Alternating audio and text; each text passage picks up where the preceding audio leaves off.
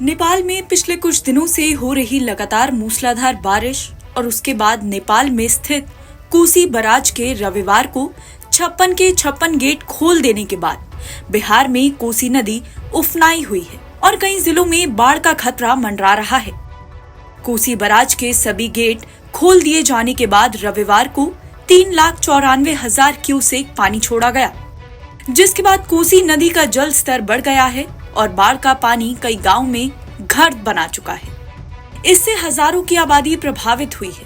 कोसी नदी, जिसे बिहार का शोक भी कहा जाता है, उसमें जल स्तर बढ़ने के बाद सुपौल, सहरसा और मधेपुरा जैसे जिले में बाढ़ का खतरा बढ़ गया है।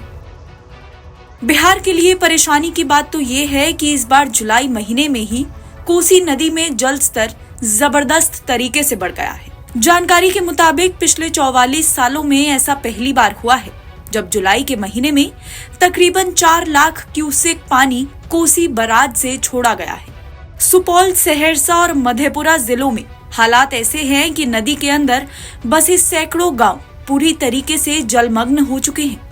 लोग अपनी जान बचाने के लिए सुरक्षित ऊंचे स्थानों पर पहुंच रहे हैं। कोसी नदी में जिस तरीके से जल स्तर बढ़ रहा है, उसको लेकर सुपौल, सहरसा और मधेपुरा जिलों में लगातार प्रशासन की तरफ से लोगों को आगाह किया जा रहा है कि वे सुरक्षित स्थानों तक पहुंचे।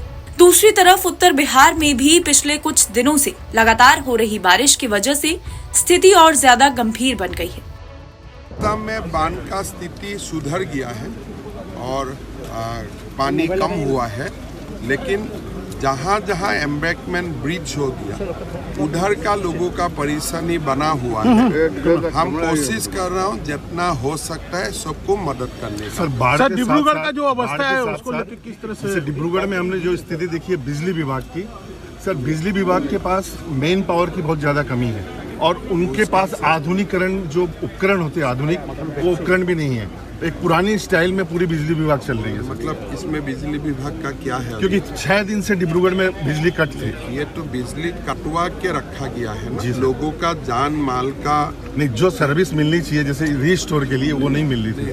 वो ऐसा बात नहीं है।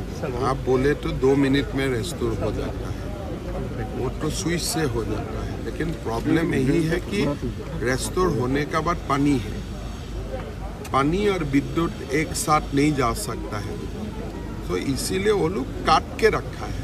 सर इसमें कोई रेस्टोरेशन तो एक स्विच में हो जाता है, उसका मैन पावर की कमी भी है। मैन पावर क्या जरूरत है? लाइन मैन, इसमें वो सब बात नहीं है। अभी भी हम लोग यही सरसा किया। लोग अगर बोलते हैं कि भाई विद्युत लाइए, जान जाने से भी हमारा कोई इश्यू नहीं है, तब तो अब 1 मिनट में इसको लगा सकता है। तो विद्युत लाने, इलेक्ट्रिसिटी लाने के लिए कोई मैन पावर का असुविधा नहीं है।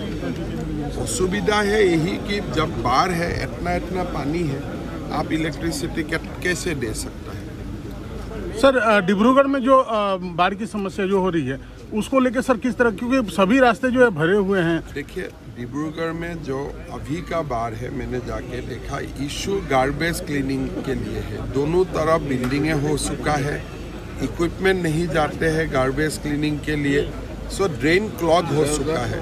अभी हम लोग को सरसा करना पड़ेगा कि कैसे छोटे इक्विपमेंट हम लाके इसको क्लीन कर सकता हूँ। नेपाल में लगातार बारिश के बाद आई बाढ़ से यूपी की मुश्किलें भी बढ़ी हैं। पूर्वी यूपी के कई जिलों में बाढ़ से हालात बेकाबू होते जा रहे हैं, जिससे निचले इलाकों पर डूबने का खतरा मंडरा रहा है। बगहा में खेतों में काम करने गए 150 किसान बाढ़ में फंस गए। हालांकि गनीमत रही कि घंटों तक चले रेस्क्यू ऑपरेशन के बाद किसानों को सुरक्षित बचा लिया गया है। नेपाल में काठमांडू, ललितपुर और भक्तपुर जैसे शहर पूरी तरह जलमग्न नजर आ रहे हैं। काठमांडू की जिन सड़कों पर गाड़ियां फर्राटा भरती दिखती थी, वहां अब सैलाब का बसेरा दिख रहा है। सैलानियों से गुलजार रहने वाला काठमांडू इन दिनों पानी नजर आ रहा है। मूसलाधार मुसीबत के आगे मानो नेपाल के कई जिलों ने सरेंडर कर दिया है। लगातार बारिश से ज्यादातर नदियां खतरे के निशान से ऊपर बह रही हैं। रिहायशी इलाकों को पानी ने अपनी चपेट में ले लिया है। बारिश के बाद हुए हादसे और लैंडस्लाइड में अब तक करीब 50 से ज्यादा लोगों की मौत हो चुकी है। एनबीटी ऑनलाइन की रिपोर्ट।